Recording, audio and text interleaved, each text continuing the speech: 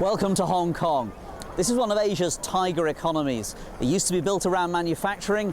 Now it's one of the world's leading financial centres. And it's also the port through which billions of dollars of Chinese exports flow to the rest of the world. Now, some of these urban areas are the most densely populated and crowded in the world. 7 million people live here. Over the next half an hour, we're going to meet 6 of them. We're going to see them at work, we're going to see them at home. And we're going to find out what makes this city tick through the working lives of Hong Kong's people.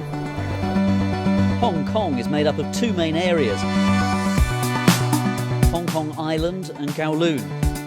Plus, there's a further 260 outlying islands. But most people are crammed into just 15% of the land area. The ferries crisscross the bay as commuters head into the city to work. The harbour is one of the busiest deep-water ports in the world. It's at the heart of Hong Kong's history and its success.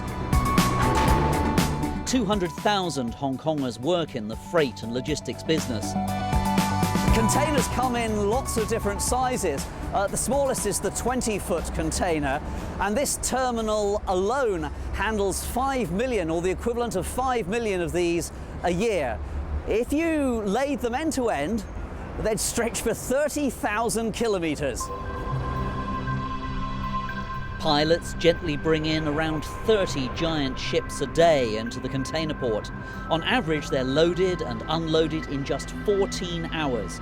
It's a huge logistical operation.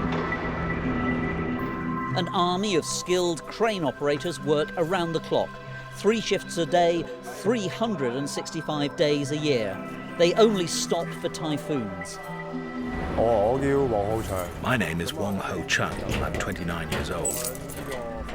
I work at Hong Kong's container port, loading and unloading ships.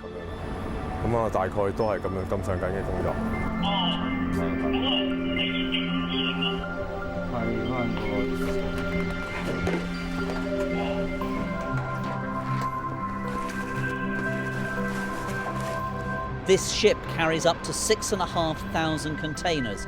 It's on its way from southern China and then will sail on to the United States.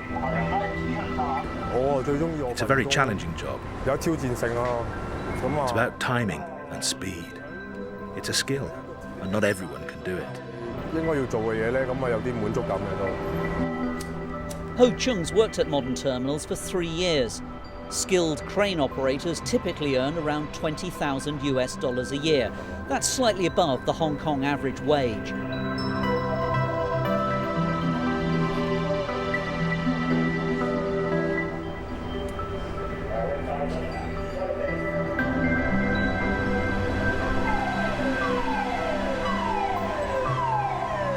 Well, for safety reasons, we're not allowed to follow Ho Chung up the crane. And frankly, that doesn't really bother me, because it's only when you get up close to these cranes that you see how enormous they are. This one is 12 stories tall. So, who better to show us what he does at work than Ho Chung himself? Okay. A tiny camera on his helmet is going to give us a taste of his spectacular daily bird's-eye view.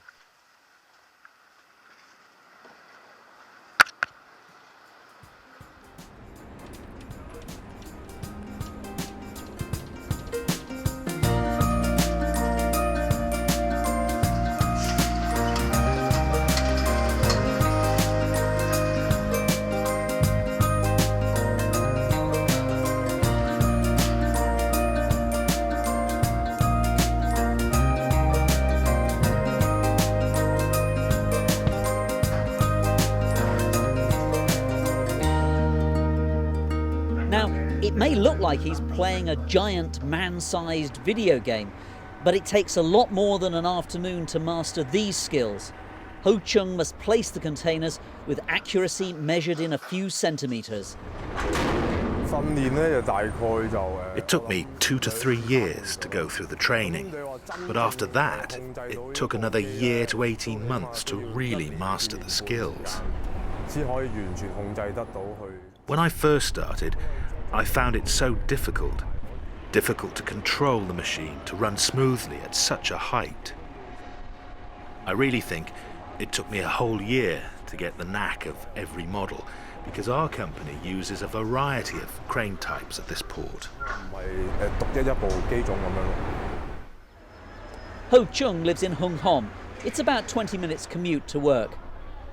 Flats like Ho Chung's cost around $300,000. The average home in Hong Kong costs 11 times the average salary. Our flat is about 600 square feet with 2 bedrooms and 1 living room. It's a pretty decent apartment by Hong Kong standards, but expensive. Property in Hong Kong is really expensive now, but fortunately we bought some time ago when it was not quite so bad. Owning property, however small though, is part of the Hong Kong dream. More than half of Hong Kongers own their own place. I like my job. It's stable, and this is a good company. My dream is to continue providing for my family and help raise my daughter until she's independent. For our next working life, we're heading to the village of Wai Tau Tsuen in the New Territories. My name is Supriyadi, but I am known as Addie.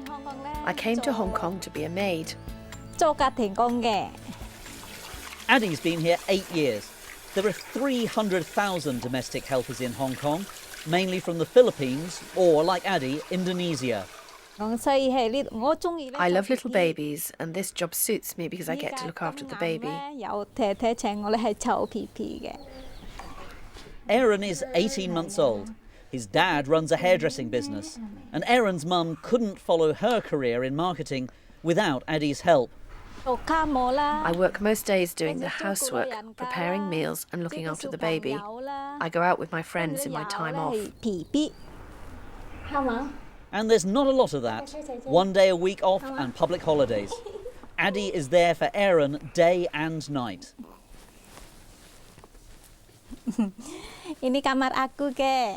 This is my room. Baby sleeps here, and I sleep there. Baby usually wakes in the middle of the night and calls me, Chair, Chair, which means big sister.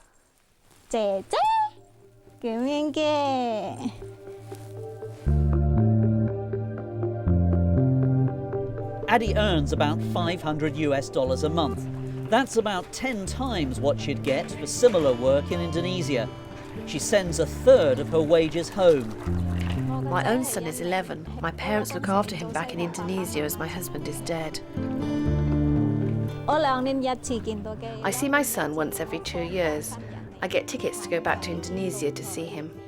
In the meantime, I keep in regular contact over the telephone.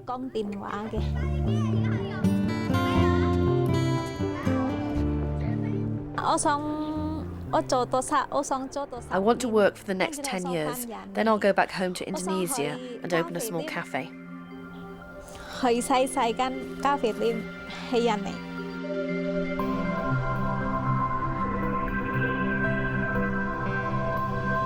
I'm Tom, and I am the owner of a coffee shop called Cafe Paradiso in Mui Wo on Lantau Island in Hong Kong.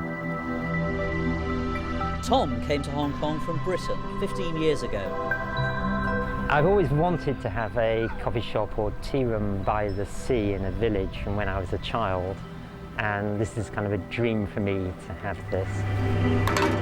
And I've worked in a coffee shop before that was a big chain store in Hong Kong as the operations manager, but I wanted to do something that I had fully control of. And I like the idea of having a coffee shop in a village where I know all my customers, where I can serve them personally.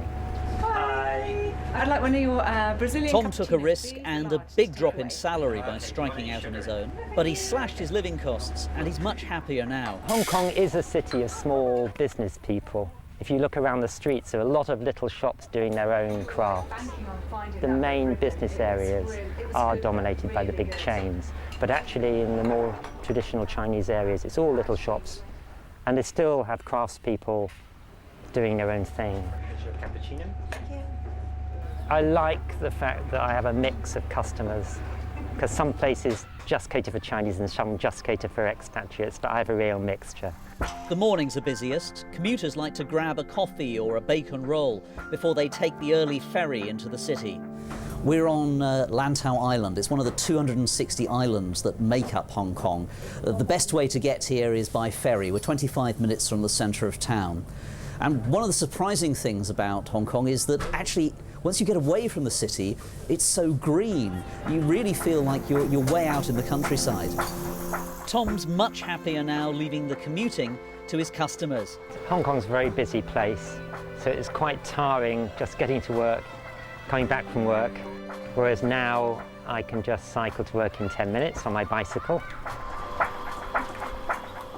And now I can have my dogs and I can go for walks with them, whereas in town I found that I was just working, going home, sleeping. Hong Kong is full of ambitious people. Tom feels that now he's reached his goal. My ambition always was to have the coffee shop by the sea that I ran. So I kind of feel I've got there with my ambition. I think that people always try to look for more to do and more to do in their lives, and they're not satisfied, whereas I think I am satisfied now with my life here. Bosco, come on. In the future, because the coffee shop's getting more busy, I can employ more staff, which means then I could have more time to relax on the beach. So that's my aim for next year.